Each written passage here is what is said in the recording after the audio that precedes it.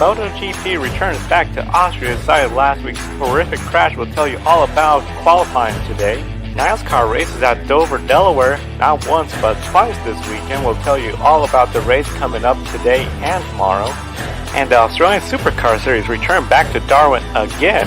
All that and more right here on Grid Live. Hello everyone, welcome to Grid Live. Joe Samaniak here. I got Kobe Lamb from the podium finish, and our special guest is covering MotoGP from Paddock Insight, Jessica. Jessica, welcome to the program. How are you doing today?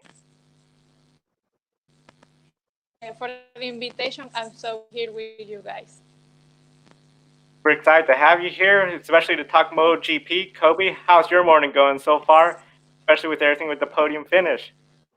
Oh, everything at the podium finish is going swell so far. You know, looking forward to covering some racing this weekend. I have IMSA race later today, and then the Indianapolis 500 tomorrow. I'm kind of taking a break from everything else. You know, no NASCAR for me this weekend, but I'm definitely going to keep my eye on the Dover doubleheader.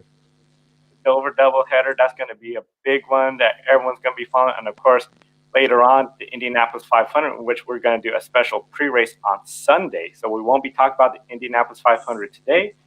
Definitely a big special welcome to everyone listening on the Ultimate Sports Radio Network. We're very excited where you're listening and tuning into us.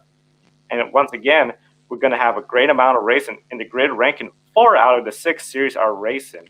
We'll first begin with important information for all the fans, especially anybody that knows anyone that attended the events at Knoxville. Last Saturday, August 15th, the World of Outlaws Sprint Car Series held their Brownells Capitani Classic at Knoxville Raceway in Iowa. Yesterday evening, multiple news outlets broke out about people testing positive for the COVID-19 virus. This includes members of racing teams as well as people that were in the pits and fans, and it has spread out. In total, there's still a growing number of people getting tested and finding positive test results. We care about everyone's safety, especially in the motorsports community. We're all a fan. We all love car racing. So if you or anyone you know attended the event last weekend at Knoxville, we encourage you to get tested and monitor your health. Once again, we're doing this because we care about everyone's health, well-being, and definitely we want to see everyone at the track again at a later date. Yes, it's definitely a serious subject. I feel like everyone needs to, even the people who haven't been taking this global pandemic seriously, you know, we strongly encourage you to take every precaution possible and get tested if you were at Knoxville because you know, a lot of people have tested positive, and we definitely want everybody to, you know, be okay during these tough times. And now, you know, starting our program with the news that broke this morning from NASCAR. Nashville Super Speedway named Eric Moses as the new track president, and Eric Moses becomes the first black man to be named president at a NASCAR track. And Moses previously served as president of the DC Defenders of the XFL. Joe, how historical of a moment is this for NASCAR with a black man being named the president of one of its tracks for the very first time? It's very historic. I know a lot of people, when it comes to track presidents, they think of people that are within the industry. This is somebody that's very much new to bring in new fans into a new market, Nashville. This isn't a track such as Charlotte, Darlington, where they have an existing fan base. Essentially, this is Dover Motorsports Group saying we have good amount of faith in his capabilities of going to a new market, Nashville, bringing fans in, and especially with his experience, I feel he'll have a really good opportunity to reach out to new groups of fans that are not so much interested in NASCAR, but are starting to grow, especially with the popularity of Bubba Wallace. So I think it's really good for NASCAR. Yeah, certainly. I mean, with seeing something like this, it just shows that we've come a long way. About, 20, 30 years ago, you really wouldn't expect to see anything like this possible in NASCAR, but with everything happening recently, with the different movements going on, and Bubba Wallace, like you mentioned, yeah, really great to see, Nashville Super Speedway giving Eric Moses an opportunity, to show, that he's very capable of doing the job, and it's certainly going to be exciting to see what Eric Moses can accomplish at Nashville Super Speedway as they return to the NASCAR calendar next year. And next, looking at the playoff picture, Dover doubleheader. That we have 3 races left until the playoffs. We have the 2 races at Dover today and tomorrow, and then final race before the playoffs at Daytona International Speedway.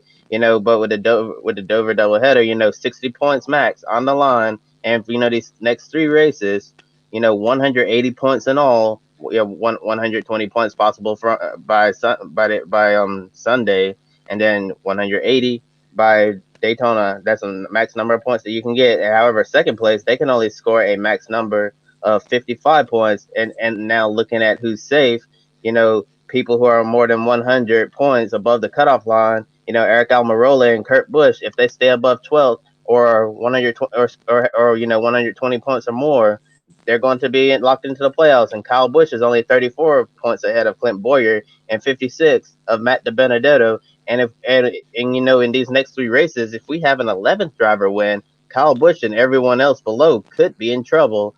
How stressful is it to be in this scenario at Dover for two, two races, 2 days? Very stressful. It's known as the Monster Mile. It has a reputation where the best of the drivers go and get the win. Jimmy Johnson, Matt Kenseth, the experience comes into play. So if you're in that situation where you haven't won, you're not fully 100% going, this is a very stressful situation. We're racing Dover today and then again tomorrow. And it's not going to get easier. You got Daytona the week after. So it's a very stressful situation for those drivers that you mentioned trying to get a win and in the playoffs. Yeah, and definitely doesn't get better with the super speedway race next weekend at Daytona. And today Chase Elliott is starting on the pole at Dover, and taking a look at the top 10 starters. You got right there Chase Elliott on the pole, and Denny Hamlin joins him on the front row. Third, Martin Truex Jr. Fourth, Clint Boyer. Joey Logano rounds out your top 5. Then you got Jimmy Johnson in 6th, Brad Keselowski 7th, William Byron 8th, one of the Bush brothers in 9th, and Kevin Harvick in 10th. And we have Clint Boyer, Jimmy Johnson, William Byron, and Kurt Busch all inside of the top 10. Who is most likely to win? I think out of those drivers that you mentioned, I got to go with Jimmy Johnson. I feel he's getting everything together to try to rebound. I know he has the rally paint scheme going, and we're in Dover. He looked really good last week at Daytona. After Daytona, after the IndyCar test, I think he has a lot of positive momentum.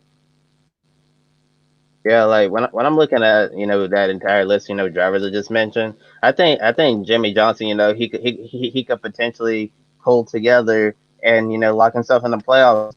Dover's been a place that's been his house for a while, and Jimmy Johnson, he really, like, out of all of those drivers, he's the one who really needs to win the most, because right now it's looking like he might not be able to compete for a championship in his final season, racing in the Cup Series full time. So it's going to be interesting to see how Jimmy Johnson does this weekend, and if he doesn't do well, he's going to be in a must-win scenario next weekend at Daytona. And the last driver to win from the pole, ironically, in 2010 was Jimmy Johnson. So history is not on Chase Elliott's side. But however, Chase Elliott leads all active drivers, in best average finishes at Dover.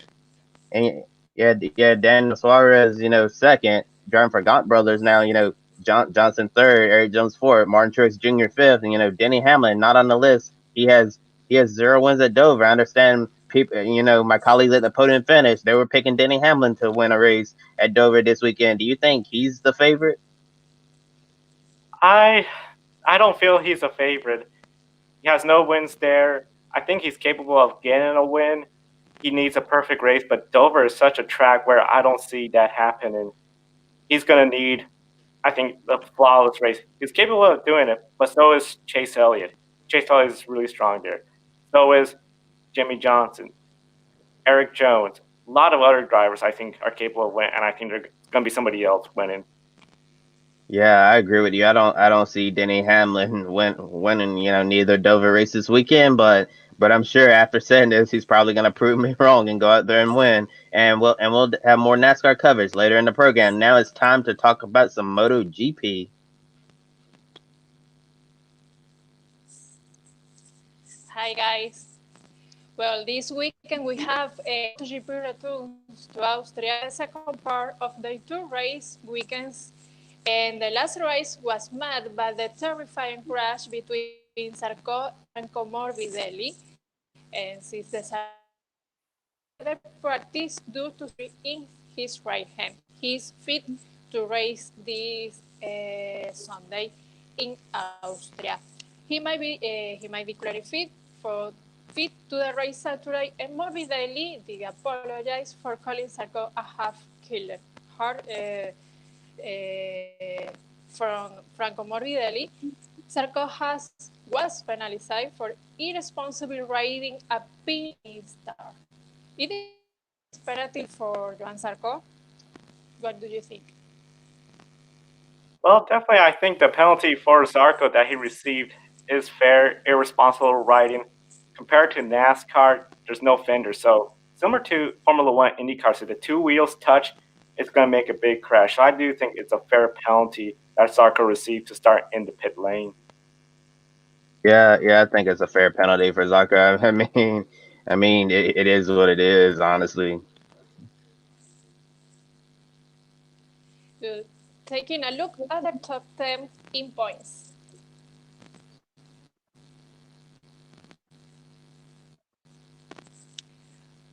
Fabio Quartararo in the first place, second Andrea Dovizioso, then Maverick Viñales, fourth Brad Binder, then Valentino Rossi, sixth Takaki Nakagami, seven Chuck Miller, then Franco Morbidelli, Joan Mir, and Joan Zarco. Fabio Quartararo had an early off field to last, climb up to the red flag in the last race.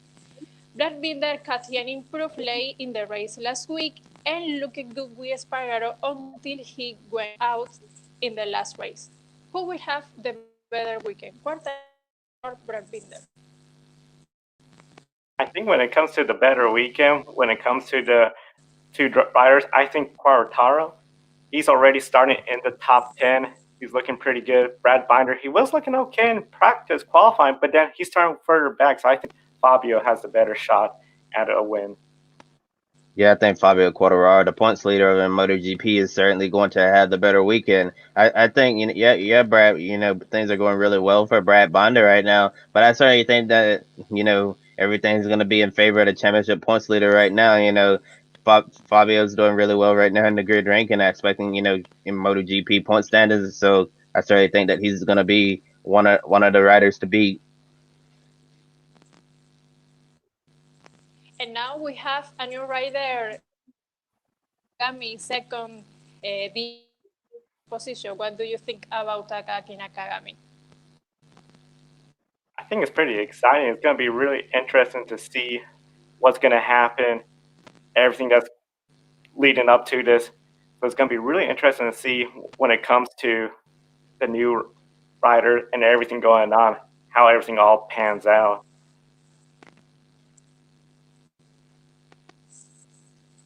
And the news, Marc Marquez is still out recovering from his injury from the first race at Jerez.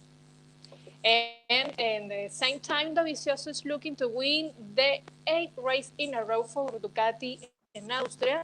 And will Dovizioso win and become the favorite to win the championship? That is going to be really interesting to see if he wins and becomes the favorite. He said he's leaving Ducati. If he gets another win, first rider besides Fabio, he get 2 wins. Same with Fabio, is at the same track, but definitely he equals a win total. So I think it's going to be really interesting to see if he becomes a favorite. I think he does, because that team's looking good, but it's just so interesting to think that Dovizioso might be leaving that team. Yeah, definitely really crazy to see him leaving that team. But going out as a champion. What a way to end your tenure with your current team. Yeah, I believe we've seen it. In other forms of racing where a driver will win the championship and leave the team the next year. Yeah, it's really crazy. Bittersweet at the same time. But if you're going to be leaving the team heading elsewhere, I believe the best way to go out on a high note is to win the championship with your team.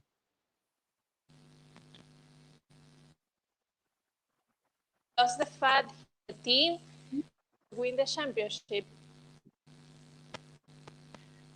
Does it make it harder for him to win the championship? I think it makes it a little harder, just because normally what you see, especially in teams that are working together, they're working together. They know they're going to be in the championship hunt. They'll be together next year. Now we're not going to be together next year.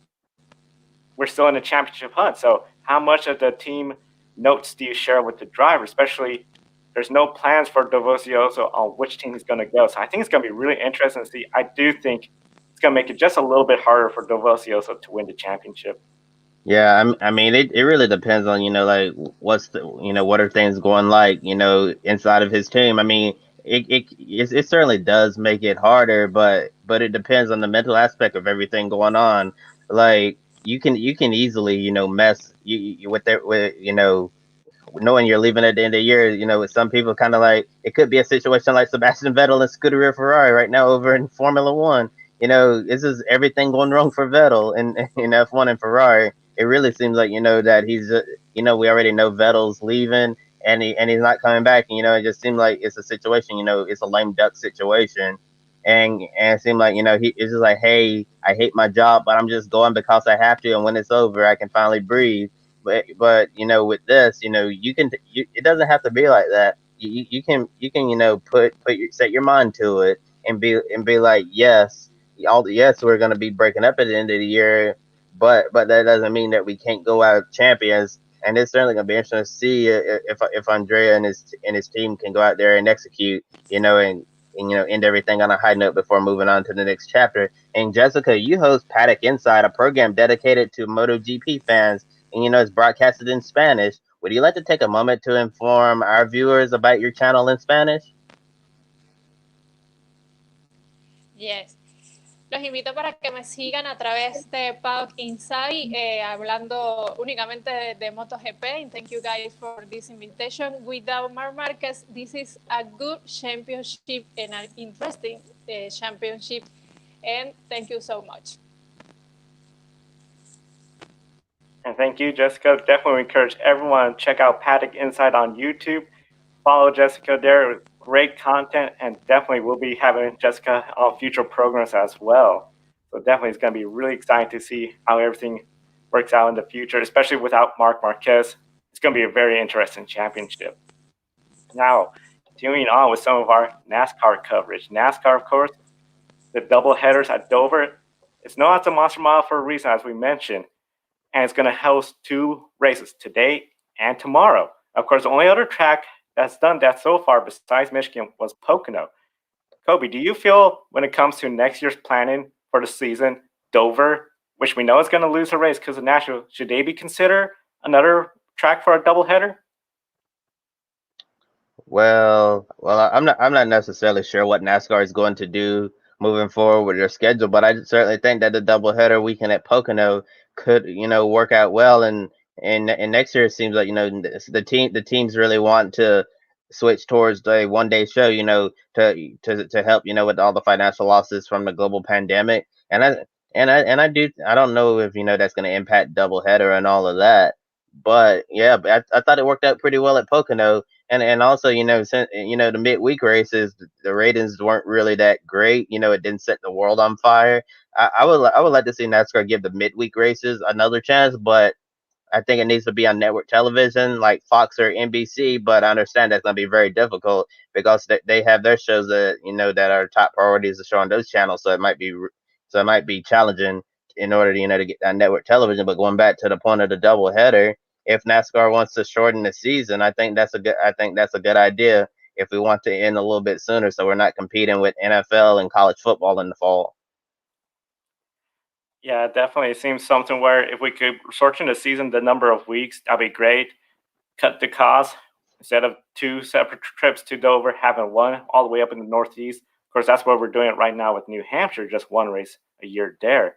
Now, of course, the 2021 NASCAR season was rumored to be released this week, but that has been pushed back. Obviously, delays possibly from the pandemic. The Daytona 500 has released their new logo, but no date yet. Traditionally on President's Day, so everyone's still waiting to see how everything will happen. Now, of course, with the silly season and no confirmed schedule, and no idea of how the schedule is looking, does this impact silly season at all? Where if we know we're going to have more road courses, we may look at a driver with more road course experience, but if not, we're looking at now drivers without that road course. Do you think this is playing an impact on silly season at all, Kobe?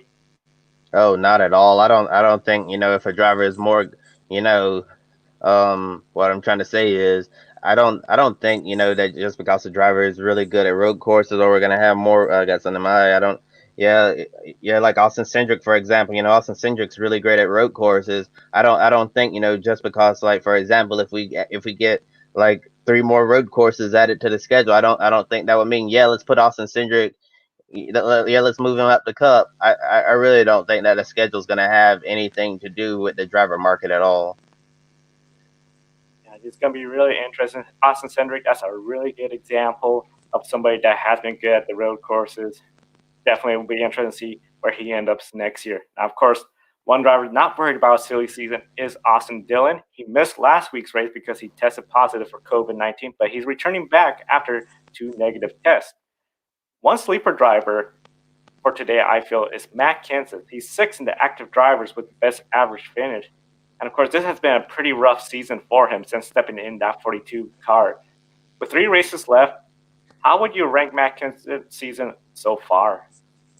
Well, Matt Kenseth certainly hasn't set the world on fire this year. I mean, I think a lot of people, when it was announced that Matt Kenseth would be replacing Kyle Larson in the number 42 car, a lot of people were saying, yeah, Matt Kenseth is back. Matt Kenseth is finally going to have a chance to go out competing for a championship in a competitive ride. Yeah, Matt Kenseth looked really good, in the NASCAR return in Darlington on May 17th. But and Matt Kenseth also had a really good race at the Brickyard 400.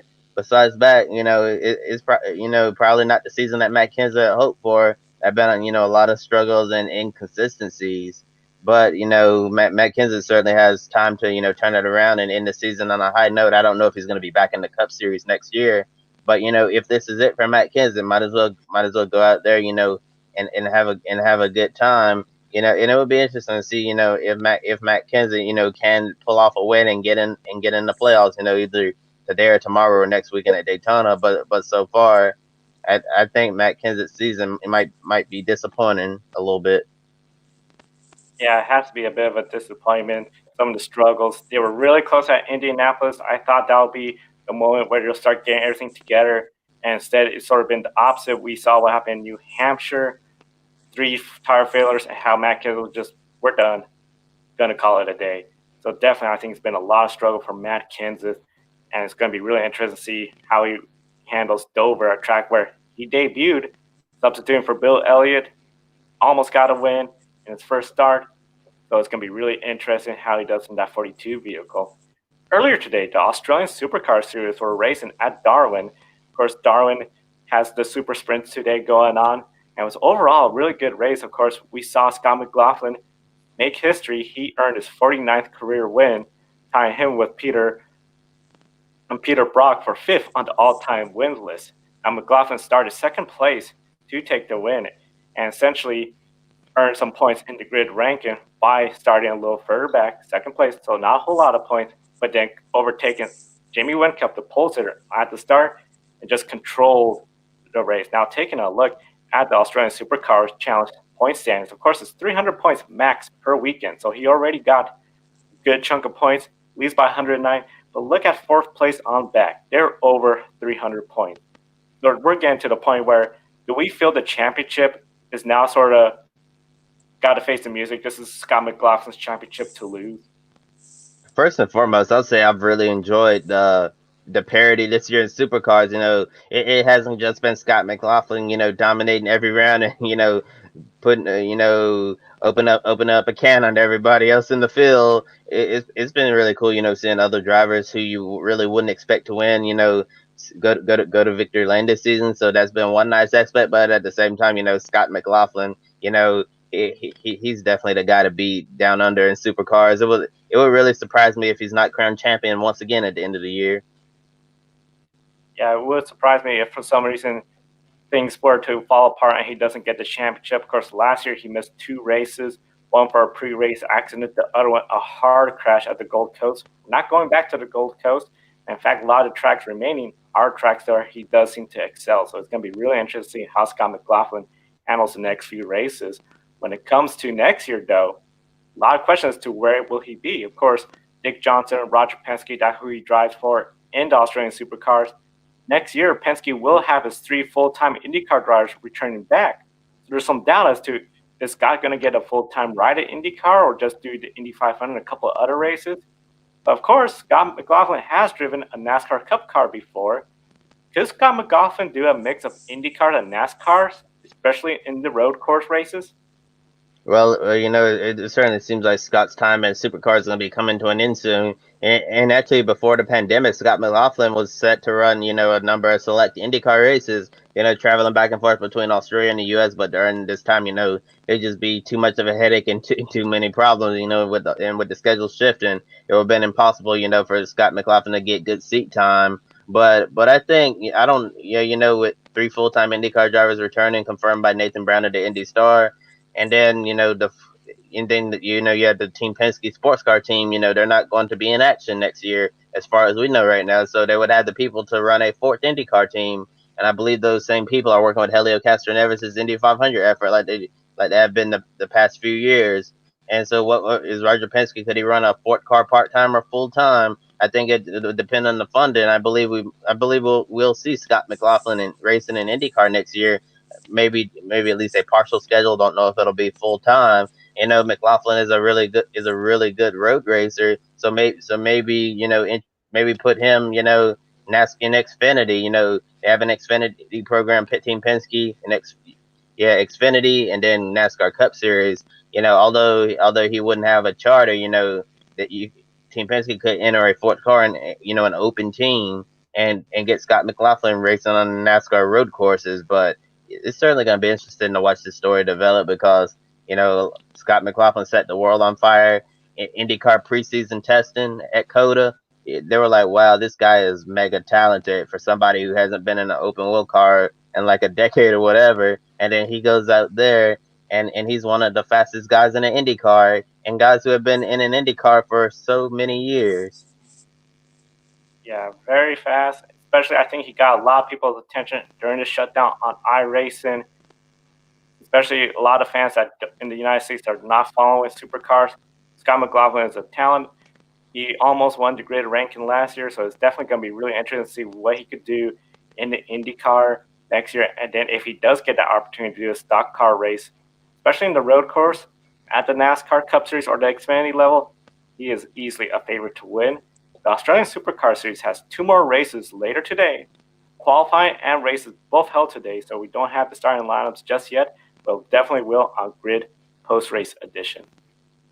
And now it's time to play NASCAR In and Out for the second to last time. And we did discuss earlier in the program, Al Mirola and Kurt Busch and how they're going to stay safe. But Kyle Busch is within range of falling out, the defending champion, which is really crazy. 2 bad races could actually put Kyle Busch, on the outside looking in. And then we have Daytona coming up, which is a wild card. You get caught up in the big one and finish, at the very end of the running order. It could be very detrimental to Kyle Busch. It's really even crazy that we have to talk about Kyle Busch in the bubble right now. So, Joe, is Kyle Busch in or out?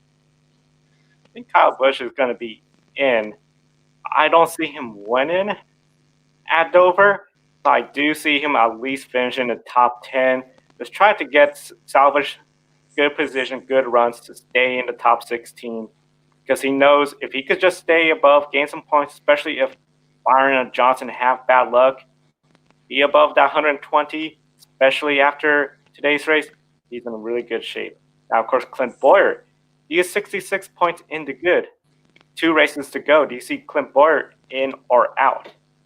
I definitely think that Clint Boyer is going to stay in. Clint needs to go out and have two, mistake-free races, get a nice consistent finish, and go to Daytona and stay out of trouble. I believe that Clint Boyer will be in the playoffs. And Matt DiBenedetto is 44 points to the good. And, but a new winner, would put him 16th.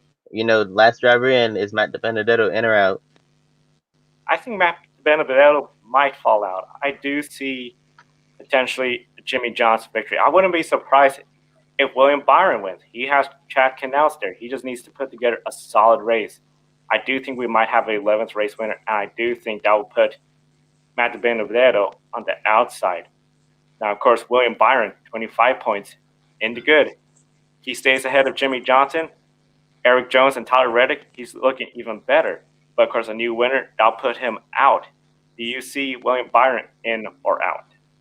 I think William Byron's still going to be in, but that 25-point cushion, is going to is I think it's certainly going to get a lot smaller. And when it's time for Daytona, the 24 team, they're going to be really nervous. Looking at the next driver, Tyler Reddick, he's 57 points away, and he needs Jimmy Johnson and William Byron to have some bad luck, or Reddick just need to do the simple thing and win. Is Tyler Reddick in or out?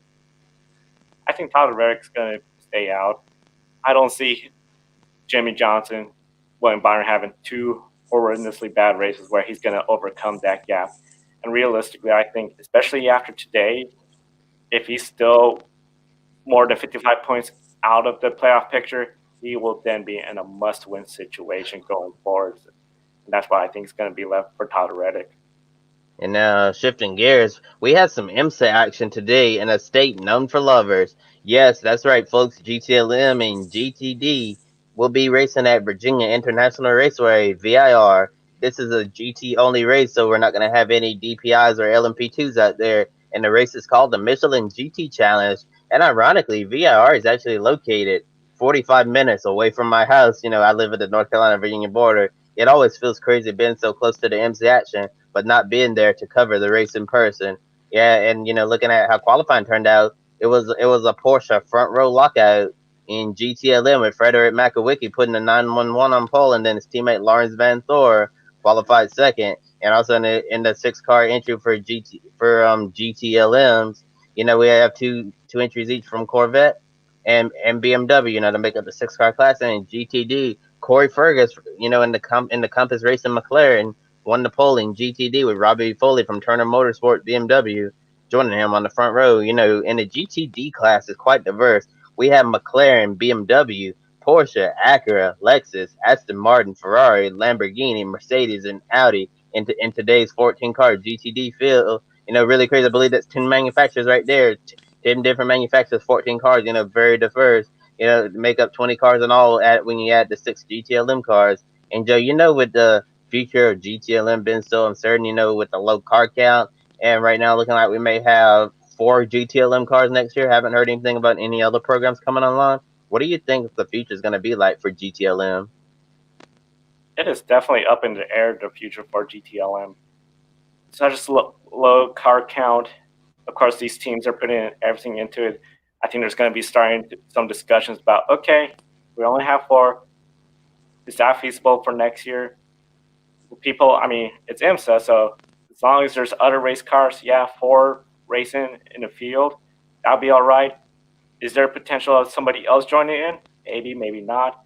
It's going to be really interesting to see. And I think especially with this pandemic, it has really affected to where it's made it a lot more uncertain. And I think if they can find somebody willing to enter in that class before the off season, before I know we return back to race in January, hopefully for the 24 hours of Daytona, they could get somebody, I think, before October to commit. I think they could be able to salvage another team in there. Yeah, I'm actually kind of worried about the future of GTLM. It doesn't look great right now. I see Sports Car 365 reported that a potential 2-car Ferrari GTLM program was in the works until the pandemic struck, and then sponsor pulled out. So that's really unfortunate that we could have potentially had 2 more GTLM cars, 2 Ferraris, adding to the field. And if we stayed at 6 full time, That would have been fun, because we only have six right now, but BMW, Corvette, and Porsche pulling out. They're only going to leave four. So, seeing a report from Sports Car 365, very disappointing that, the one time when we're going to get two Ferraris, the pandemic comes, and then it doesn't look like that it's going to happen anymore. Just very frustrating all around.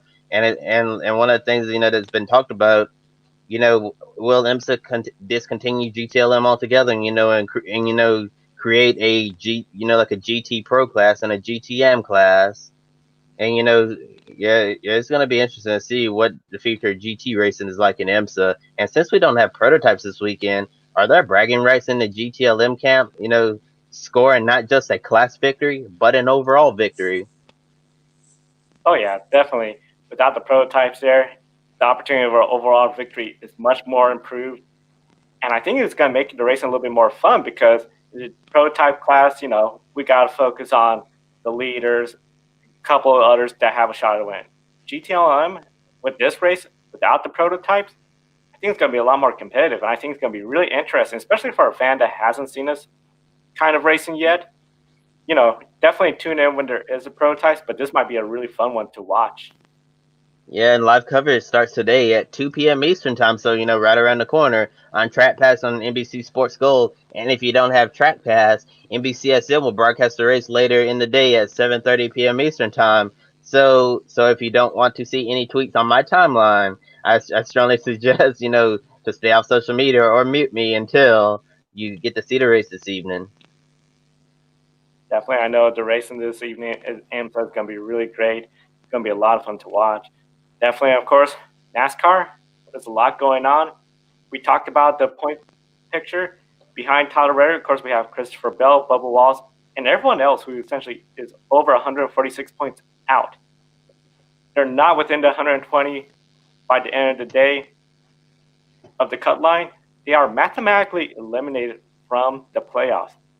The only way they could get in the playoffs after today, if they're beyond that mark, is to win Sunday at Dover or Daytona. If you're one of those teams, Kobe, especially Bubba Wallace, Christopher Bell, and you needed a win, what's your strategy coming into Dover? Are you going to be coming in, let's put together a good solid race, try to gain as much points, and then just go for the win in Daytona? Or are you going to try to go for the win starting at Dover and then Daytona? Well, I don't really see, any of the drivers you mentioned realistically winning this weekend at Dover. So I think they just need to have they just need two clean races and need to close the gap heading into Daytona. I feel like, at this point for certain teams, going to Daytona, an unpredictable track, super speedway racing where anything can happen. If I know Larry Mack has said this a lot. If your car will crank, one of these super speedways, you have a chance to go out there and win, and that's true. The draft is the great equalizer. So I don't think Reddick, Bell, or Wallace are contenders to win this weekend. But if they can just have two clean races and close the gap, that'll be great. But overall, I think you just need to. It's just like 4th and 10. You need to just go for the Hail Mary and win at Daytona at this point. I feel like a lot of drivers, below the cutoff line, they just need to just go out and win at Daytona, and that's it. The very last play in your playbook. That's all you got left. Yeah, Daytona is the Hail Mary. That is going to be the wild race. Dover, the way Dover works out, if you're a team, especially I would say Bubba Wallace or anybody further behind Bubba Wallace who is not really expecting a win at Dover, I would be looking at, okay, let's just try to put the car as far as forward we can to gain points, especially it's the Monster Mile. There's going to be some wrecks. Sometimes there's the big one, a Monster Mile. If we could avoid that big one, put together a solid race, we could at least get ourselves a little closer to that cut line, but still, we would need that win at Daytona. Speaking about wins, it's time for Pick a Winner. Of course, we have MotoGP, NASCAR, and Australian SuperCars with 2 races each. So it's going to be really fun. I know we'll start with the MotoGP race, and since we have, for the first time with us, Jessica from the Paddock Insight. Jessica, when it comes to the MotoGP race on Sunday, who do you think is going to win? It's difficult to pick a winner with all the stuff, but I think Paul Espargaro could win the race tomorrow. Wow, that's a really good pick. Kobe, when it comes to MotoGP, who do you got? I think I'm going with the championship points leader, Fabio Quartararo. I don't. I think that that anybody who's been looking strong. I think they could certainly win, but I'm gonna go with the safe pick and go with Fabio. I'm going to go with a little bit of a different round. I think I'm going to go with Dovizioso and the Ducati to get Ducati's 6th win in a row at the racetrack. So that's going to be really interesting to see how the MotoGP race runs. Now, of course, NASCAR, 2 races. So we got today and tomorrow. Kobe, who do you have for the NASCAR race Saturday and then Sunday? Today I'm going with Martin Truex Jr. and tomorrow I'm going with the closer, Kevin Harvick. Oh man, those are 2 really good picks. I'm gonna go with Jimmy Johnson today. I think he could pull it off. It'll be a surprise win, but I think he'll finally be able to get that done. Focus on the playoffs, beat that 11th different winner, and then as for Sunday, I'm thinking it's gonna be essentially Kevin Harvick as well. Kevin Harvick, pretty strong at Dover. I don't see why he can't win. And now that leaves us with Australian Supercar Series. I'm going to go first this time since I allowed Kobe to go first. I'm going to go with Jamie Whincup for today's first race. He got the pole last race, finished second. I think he's going to have a better tire strategy. Then for the third race, I'm going to go with a surprise, Nick Percat. He's won before this year. I think he'll be the surprise winner of the weekend. Yeah, first race I'm gonna go with Scott McLaughlin, and then the last race of the weekend, I believe I'll say Shane Van Gisbergen. Those are really good picks. Definitely is going to be a fun race weekend.